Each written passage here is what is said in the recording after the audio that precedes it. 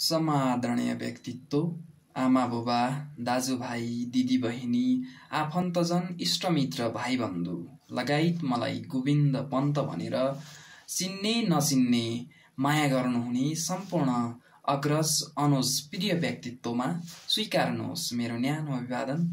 नमस्कार।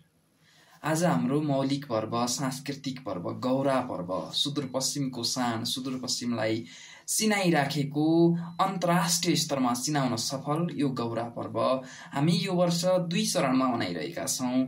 एक चरणमा भाद्र 7 गते, आज भाद्र 7 गते मनाउनेहरूको लागि अठेवाली पर्व र हामी दोस्रो चरणमा 21 गते अठेवाली मनाउने गरेर हामी गौरा पर्व मनाइरहेका छौँ।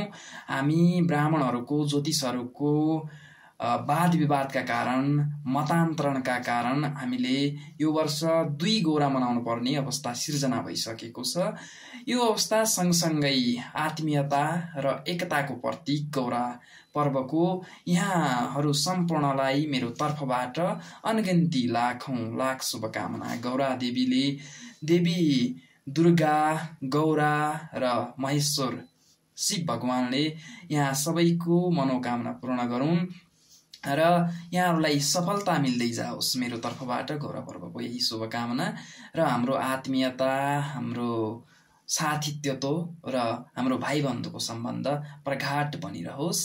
गौरा जस्तै 2 चरणमा, 2 खण्डमा विखण्डित हुने अवस्था नआओस् सबका दिनमा भन्दै म सम्पूर्णमा गौरा पर्वको शुभकामना व्यक्त गर्दछु।